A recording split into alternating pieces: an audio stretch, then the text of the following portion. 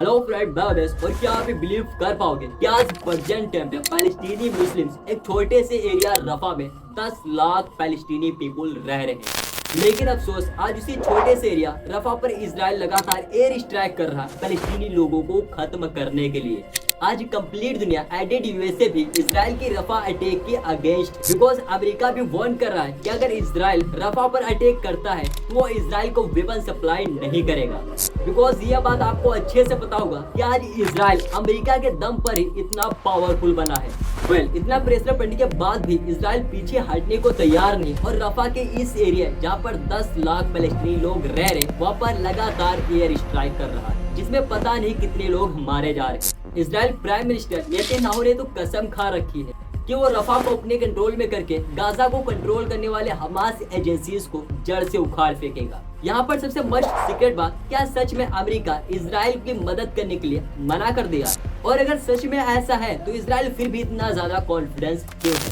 और क्या सच में इजराइल रफा को अपने कंट्रोल में करके गाजा को कंट्रोल करने वाले हमास एजेंसीज को जड़ से उखाड़ फेंकेगा? इन सभी पॉइंट्स को फाइंड करते हैं आज की इस वीडियो में।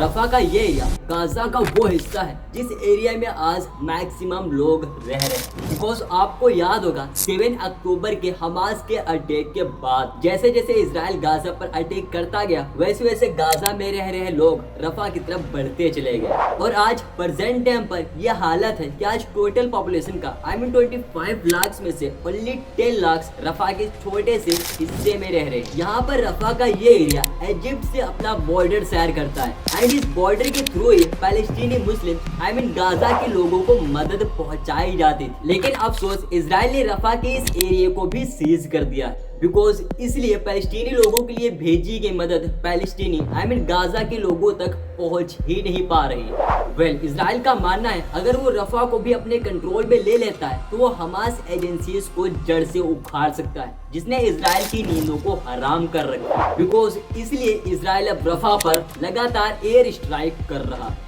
यहाँ पर मोस्ट इम्पोर्टेंट कि इजराइल अपने हाई टेक्नोलॉजी वाली वेपन के साथ रफा पर अटैक करने का प्लान कर रहा है। दूसरी तरफ पैलेस्टीनी लोग जिनके पास खाने के लिए खाना, पीने के लिए पानी तक नहीं, वो इजराइल के सामने खड़े हुए हैं। यहाँ पर आप समझ सकते हो कितनी बुरी हालत। यही सब देखते हुए शायद हमास इजराइल के साथ सीज़फायर प्रपोजल पर अग्री हो जाता है।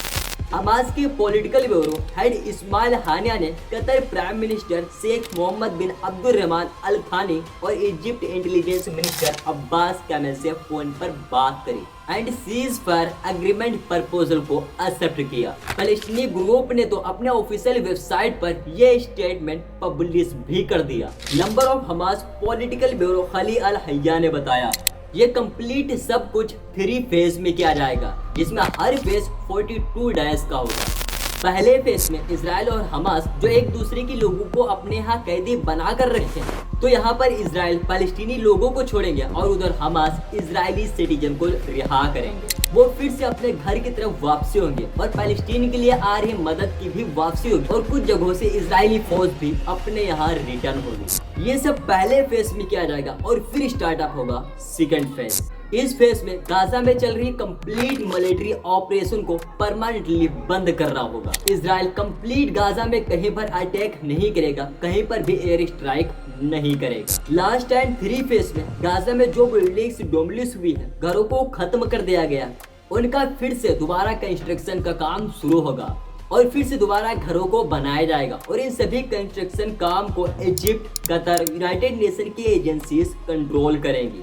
ये वो एग्रीमेंट होता है जिसमें हमास इजराइल के सीज फायर प्रपोजल पर अग्री करता है, जिस पर इजराइल के प्राइम मिनिस्टर नेतन्याहू रिप्लाई करते हुए कहते हैं कि ये डील हमारे डिमांड को कंप्लीट नहीं करता और हम नेगोशिएटर से मिलने के लिए अपने एक डेडिकेशन टीम भेजेंगे। यहाँ पर एक तरीके से कहूँ तो हमास के सीज फायर प्रपोजल को डायरेक्टली इजराइल मना कर देता। यहाँ पर इजराइल कंप्लीट दुनिया के अगेंस्ट जाकर इन सभी बातों को मानने से इनकार कर देता।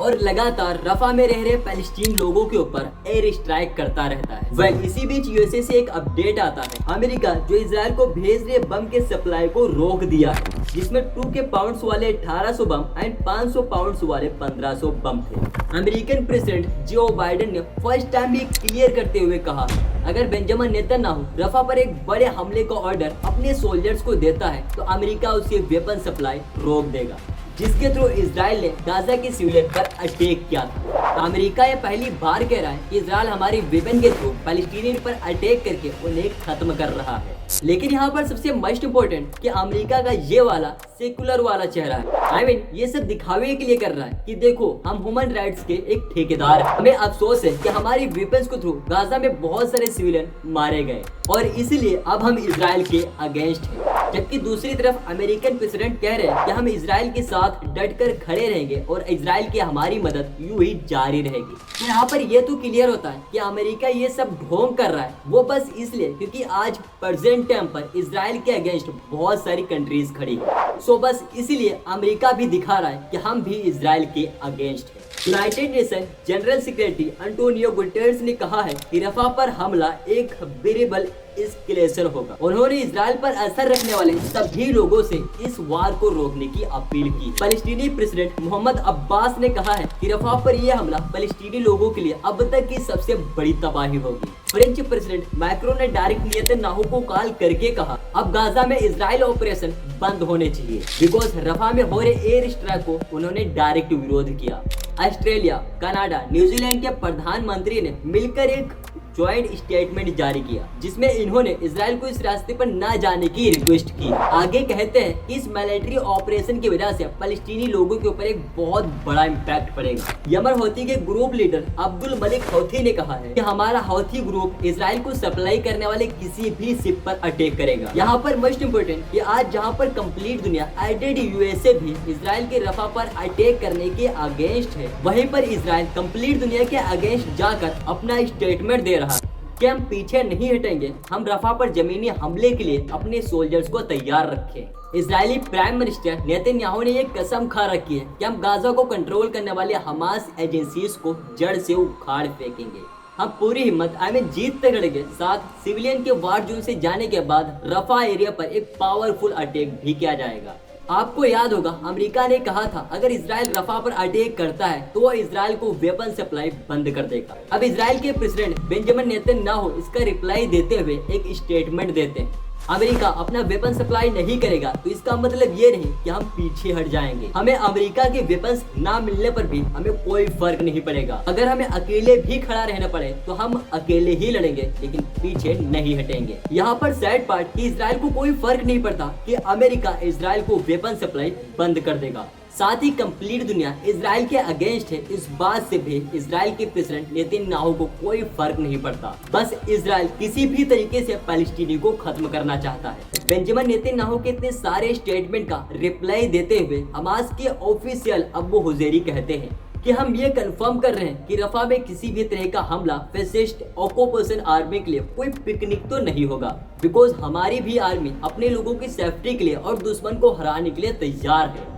यहाँ पर बेस्ट पार्ट कि हमास कोई बहुत बड़ा ग्रुप नहीं है, ना ही कोई आतंकी संगठन है और ना ही हमारे देश इंडिया हमास को एक आतंकी कंसिडर करता है। यहाँ पर मोस्ट इम्पोर्टेंट कि हमास एक छोटा सा ग्रुप होते हुए जिसके पास एडवांस टेक्नोलॉजी वेपन्स भी नहीं है, लेकिन फिर भी पिछले 7 अक्टूबर से अब तक इजराइल के सामने खड़ा होकर उससे लड़ रहा है। वही इजराइल जिसको अमेरिका जैसी पावरफुल कंट्रीज का फुल सपोर्ट मिल रहा है, लेकिन फिर भी हमास उसके सामने डटा खड़ा हुआ है और अपने हक की लड़ाई कर रहा है।